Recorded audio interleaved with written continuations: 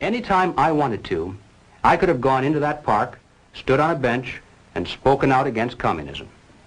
Then I could have walked across the street into that church and knelt down in prayer, and I wouldn't have been arrested or bothered in any way. But you can be sure I did not do these things, because if I had, the very next day, the wheels of the bureaucracy would have begun to turn, and I would have been informed that my quota of food stamps had been cut, that my allotment for clothing and shoes had been reduced, that my allocation for living quarters had been downgraded, and finally, that my job assignment had been changed from the kind of work for which I'd been trained to menial labor at lower pay. So none of us did any of those things that we were theoretically entitled to do because of the tremendous power that the Communist Party had over our economic existence. And then he said something that I'll never forget. He hesitated for a moment, and weighing his words very carefully so as not to hurt our feelings, he said, "You know, I came to America expecting to find a nation of free men. But instead, I find exactly the same thing. Everywhere I look, I see men and women who know that communists are making headway in this country. They know that something must be done and that someone must stand up to them. But they themselves do nothing.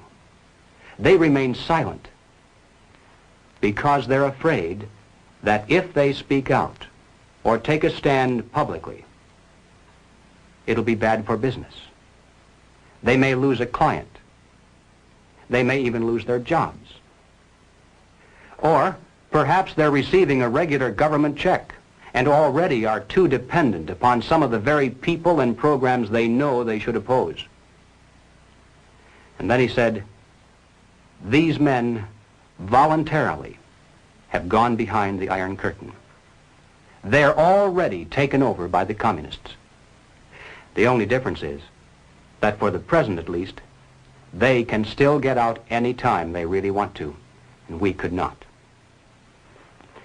I think there's a great lesson to be learned from that because it's true, isn't it?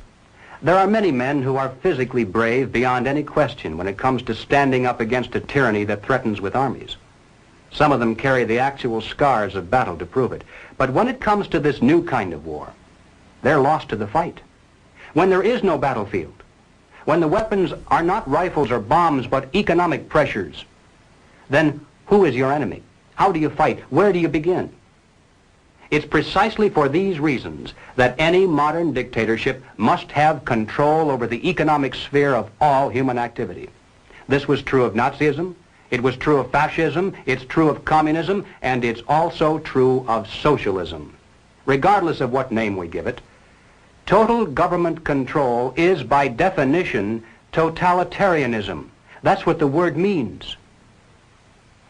Now, Leon Trotsky, as you recall, was one of the original Bolsheviks who led the communist revolution in Russia.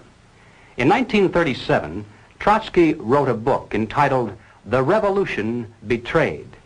And in this book, here's what he said. "The basis of bureaucratic rule is the poverty of society in objects of consumption. When there is enough goods in a store, the purchasers can come whenever they want to. When there is little goods, the purchasers are compelled to stand in line. When the lines are very long, it's necessary to appoint a policeman to keep order. Such is the starting point of the power of the Soviet bureaucracy. It knows who is to get something and who has to wait." And ladies and gentlemen, there's no better description than that of why the communists work to promote socialism. No matter whose definition you use, under socialism, those who run the government, and the communists are confident that in America they eventually will be the ones who do so, those who run the government will know who is to get something and who has to wait, and that represents control over human beings. What has all this to do with the communist revolution in America? Well, ladies and gentlemen, it has everything to do with it because the building of socialism is the communist revolution in America. It represents the process whereby our country can be moved gradually toward communism without the people even being aware of it. No matter what grievance we may have, real or imagined, no matter what national problems we may face, the communists seize upon these as excuses to build socialism. They have one and only one solution for all problems: more government, and then more and more until it's total government. And forgive me for saying it one more time, total government is communism. Again, let's turn to the record. Shortly after the Watts riot in 1965, the Communist Party brought out this pamphlet entitled The Watts Upsurge, a Communist Appraisal. And here is what it said. The challenge of the Watts explosion can be met only by a truly massive program, a vast increase in the investments in the War Against Poverty program. What is called for is not only a total economic opportunity program for wiping out unemployment and for proper job training, but a program for the total reconstruction of the area. Now, the People's World, the official West Coast newspaper of the Communist Party, in its August 28, 1965 issue, ran this rather interesting editorial.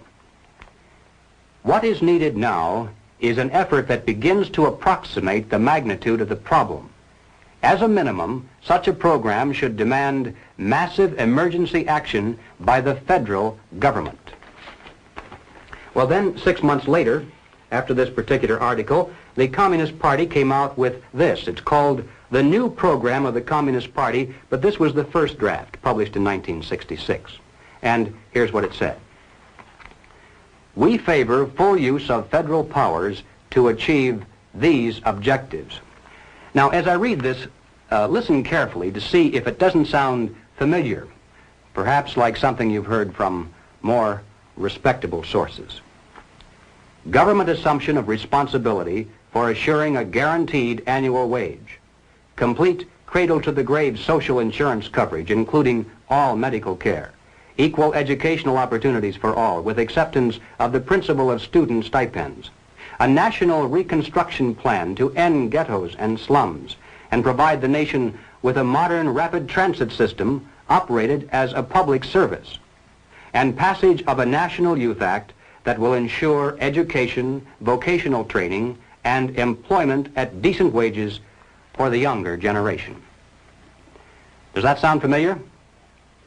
Well, ladies and gentlemen, if it reminds you somewhat of the Great Society, it's because it is the Great Society, lock, stock, and barrel. Gus Hall, head of the Communist Party, explained it this way.